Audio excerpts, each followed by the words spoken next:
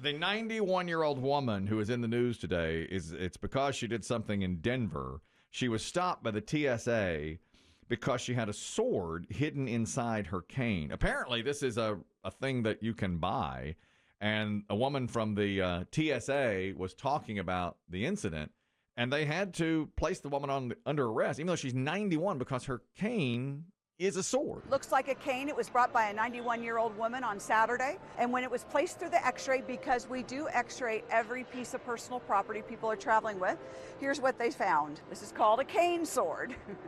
And so the cane is concealed in the handle of the sword itself. They're a big item at flea markets. So people might pick that up, think they have a handy cane to take with them traveling, and then when it gets x-rayed, we see why, in fact, it won't be allowed into the cabin of the aircraft. They pulled her aside. She explained that she had bought the cane a day earlier at a flea market, and that's how she was duped into buying the cane. So they, of course, straightened it out. You think she was duped? Well, she's 91. I know. She's 91. I know. I gave her the benefit of the doubt because she was 91. But you would think, and I've never bought a cane. Mm-hmm.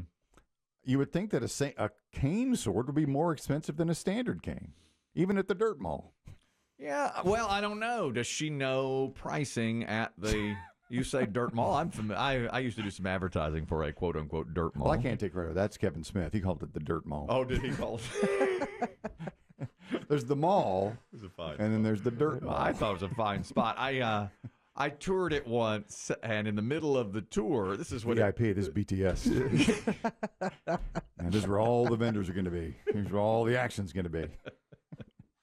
Yeah, I was behind the scenes there, and somebody came up, all the dignitaries there and everything, and said, "There's a guy smoking weed right over there, man." Well, we can't open the gates yet. That's where I bought that flea market wine. I told you that story about the flea market wine. God almighty. Yes. That was, I'm going to tell Rachel this story. All right. She read Rachel. You know the flea market wine story? You know this story? I don't know the story. I'm going to make it quick. I've told the story before. I'm going to take it quick. One time I was doing some advertising for a local flea market. They're great folks. Okay. So I went in, nobody was there, and they were giving me a tour of the flea market, and one of the places sold spirits. License plates, customizable. Okay. There's the Furby stall. 40 lighters for $2.99. Here's the stolen detergent. You like Persil? I can get you a deal on Persil. Oh, look, corn dogs. Okay. Yeah. A lot of this going on now. And the final stop was a store that sold beer and wine, spirits. And so the gentleman there said, take 2 bottles of wine, anything you want. Whatever you want, take it. This is on the house. I was like, all right. Incredibly kind gesture. Yeah, very nice. And I said, okay, which one did you suggest? He said, this one is really nice. And it had this very unique logo on it. It was really something that I'd never seen before. So I get it, I take it home. Fine. It's flea market. A bottle of red wine. Bottle of red wine. That's all it is. Okay, a month later, we're invited to a Christmas party. My wife and I are going to the Christmas party. She says, oh, we don't have anything to take. Go grab a bottle of wine we can take. I go back. I grab that bottle of wine. Okay? Unbeknownst to me, we just grab it, go. As we're walking into the Christmas party at a guy's house that we know, I look down and oh, my gosh, this is that flea market wine. Okay? So I realize because of the logo. We go in. There's 20 bottles of wine on the table. I put it there with everybody else's. Just mix in. That's it. Mixed in. We're all fine. Have the party. Merry Christmas. We leave. 3 months later, same couple invites us over to dinner. Just you. Just us. Me, my wife, him, his wife. We go over. We're sitting down to dinner. He says, get us a bottle of wine. To his wife. She goes, gets the bottle of wine. There it is. It's that bottle of wine. Uh-oh. I need my wine. I elbowed mine. And we got a problem here. That's the wine. That's the wine. Okay. He uncorks the wine. He pours it for everybody. He takes a sip. And goes, Christ! This wine is turd. This wine is awful. It's vinegary. It's like pure vinegar. So then his wife tastes it. She starts vomiting. She says, I apologize. We've served you awful wine. Don't drink that. Apparently I think nothing of it. Yeah, I say don't worry about it, this and that. We leave. I tell my wife, that's that flea market wine we brought them. That was our gift to them. To them. They didn't know. I tried to keep that under wraps as long as I could. But you can imagine what I was thinking after the flea market wine. Anyhow, this woman says she bought a a sword cane at the flea market in Denver. And authorities say, yeah, it does happen a lot where you could buy them there without knowledge. I want to say that, I mean, I'm older than you guys. I watch older movies. They were around in Sherlock Holmes days. Yeah. They were around in Wild Wild West days. You know, you turn your cane into a sword. I've seen I'm not that. surprised. I'm a little surprised that they're still using them and selling them, but I know. to 91-year-olds? I've seen it in a lot of movies, shows, things like that. You know, because a couple of weeks ago when Biggie came to work, he was using a cane. Remember when his knee was hurting? Oh, yes. Yeah, And I asked him if it had a sword inside. He goes, no. You know, he's real touchy right now. He's a little touchy. Yeah, He was understandable. He's got a lot going on. It's understandable. I was trying to lighten the mood. God. Speaking of memorabilia, we have a candle in here that is scented just like a Hardee's cinnamon and raisin biscuit, which was given to us by Hardee's. And BB Shea was lighting one this morning, the cinnamon raisin candle, biscuit candle. And it does smell just like that. Just like it. But BB Shea said he had a hard time finding matches or a lighter, and then it dawned on him at the last second, I know where I could find one. Dave Aiken's old desk next to his cigarettes that he left in there. And sure enough, on the second pull of the drawer, there it was. Now, that's a Publix commercial for you. I was... Woo. It's the Ghost of Christmas Past. That'll make you well up. So if there's anywhere to find a lighter in here. Where in this building God. would there be a light? Oh, yeah. Yeah. Let's go to Dave's old desk. There's only one place. There's one spot. Let's go to Dave's old desk. Is it preserved the way some parents preserve their kids' rooms? Oh, yeah, it's like a little shrine. Yeah, there. like nobody there's has- flowers no one and touches stuff. anything. Nobody's gone in. Yeah, there's a It's big cross with ribbons on just it. as Yeah, the desk, just as he left for sure. it. Yeah. And we use, of course, the lighter to light the candle. The other older woman, over 90, she's turning 110 in Pennsylvania. Now, she's not on camera, but the reporter did, as always, ask her secret for living that long. Margaret DeLulo turned 110 today. She says drinking a Yingling lager every day has kept her going all of these years. Country Meadows Retirement Community in Berks County held a party for her earlier this week. How about this? A Yingling every day is what's kept her going for 110 years. That was her. And she said, Hi, Margaret. if it weren't for that Yingling, I'd have died a long time ago. My dad always liked Yingling. Is that the oldest beer in America? I think it is. It is. Oh, I think so, yeah. Yeah, thought so. Pottstown, Pennsylvania. Yep. Yeah. It's good beer, Yeah, it is. I think. It's still strong for me. It is, You know, yeah. but it's good. Now, if things work out, I know you're reading up on the subject, and you happen to get to 100. Yep. What are you going to say is the reason you live so long when the news comes and interviews you? Red Rachel. What? Supporting me all these years. Rachel? Red Rachel, who came in here. We see eye to eye on everything. I'm going to say, I guess it's Red Rachel that got me there all the I don't know. That and my trick of doing the pen in mouth for my, the sideways It's for not going to make you live longer. for my addiction. I don't know. I don't Spite, retribution, revenge. Fact, and fact. Yeah, always a good, healthy. You don't want to part with your money. Right, holding a grudge. Contemptible greed. Holding a grudge, a lot of greed, absolutely. By the way, this is money related. The Mega Millions jackpot is now at $740 million. Are you a jackpot? Are you a player? No, I'm not. No. And with my best friend in the hospital, he hasn't bought us tickets, I would imagine. The new jackpot is $740 million. That is creeping up toward record levels. At one point, it got over $1 billion. Yeah, we don't talk about it till it gets to like No, 900 or $1 billion. Yeah. Now. Nobody won on Friday. The next ticket drawing is tomorrow, and if there's no winner there, it would be getting close to $1 billion, and that would put it up there very close to the highest of all time. I was saying that there is a drunk with real audacity pulled over. I want to say this was in Denver also, and he's pulled over just outside of Denver earlier this month, and the cop's body cam caught him saying that he had caused an accident, a multi-car accident. Luckily, no one was hurt. But he said, you don't have to worry about me. I'm a professional drinker. How much have you had to drink tonight, man? Probably 10. 10 drinks? All right, cool. Do you want to do roadsides? You already told me you're 10 drinks, Steve, right? You're pretty drunk. Hey. Yeah, okay. I'm going to tell you right now, I'm a professional drinker. Okay, he had caused the accident. Nobody got hurt. Thank goodness.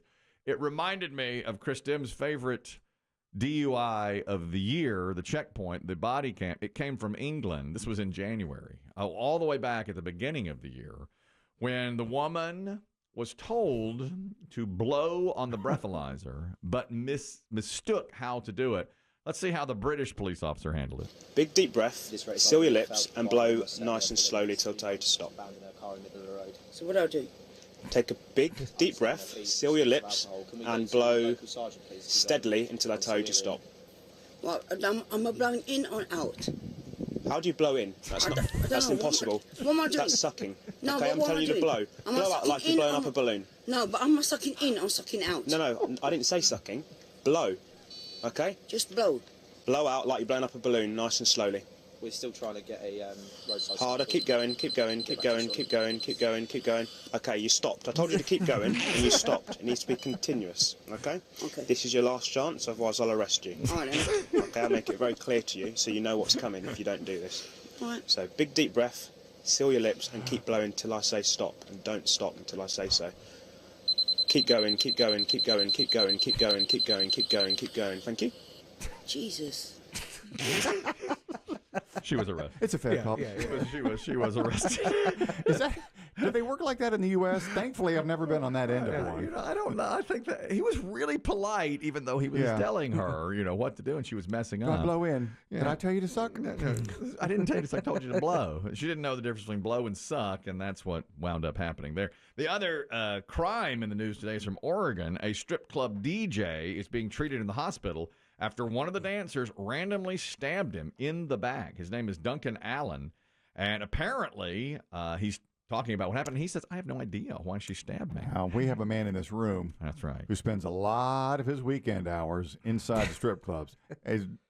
He knows. Yeah, I agree. He knows. He knows why she stabbed him. Oh, for sure. The word randomly, like she just randomly stabbed him for no reason. Come on now. With a spiked heel or an actual knife? It's a knife. I thought it would probably be a spiked heel as well. This is the DJ and the club owner. I was basically on my computer getting some songs ready, and next thing I know, it felt like a 500-pound man punched me in the back basically as hard as humanly possible. So I turned around expecting there to be like a huge dude like about to fight me and hit me, and it was her. And she was standing there holding the knife. I still didn't know I was stabbed at that point, but then I took a breath in and I realized that my left lung had collapsed. I think she intended to kill someone, and it just happened to be Duncan. When she was in the dressing room, for about 10 minutes, she seemed like she was possessed by a demon. What in the world? Demon. What in the world? What the heck happened? Just went wild. And again, the DJ, Duncan, said he had no idea how that happened. The club owner is Johnny Diablo. Nice. Yeah. Do we know the Did not. the stripper identity? They Is did it not. Lexus, Porsche, Mercedes. They didn't Cinnamon? give. They didn't give the name of The suspect. of the suspects. Oddly, I know that's what we should be seeing. What we need to hear is the 911 call. It's like 911. What's your emergency? Yeah, I just been stabbed in the back. Put your hands together for the police. When the cops came in, he Yeah. still did his job. He still did his job valiantly all the way You through. ever been up in the booth, BB Shane? I go up to the booth from time to time just to pick up a microphone, and he's always got somebody up there with him. Yeah, the DJ at the club I go to, like a homie or a lady, like a backup guy who really handles like transactions up there. I see. So it'd be tough to get to that guy. I was going to go say he should. Maybe strip club DJs should never be alone. You heard what just happened there. You think it's possible that some of the dancers just show up in a bad mood? It sounded like that's. Have you seen one with the look in their eye? Like she's back there in the back putting on her. Oh yeah, for sure. God. Yeah, but not to the point of stabbing anybody. Putting on her glitter lotion. Oh, Oh, kill somebody tonight. Yeah. Someone's gonna get it. I don't know who it's gonna be. But it's gonna be somebody tonight. DJ Duncan. Another Christmas Carol here to go along with the arrests on the road this time of year. Police stopped my car here. Two guys named Chris Chubb.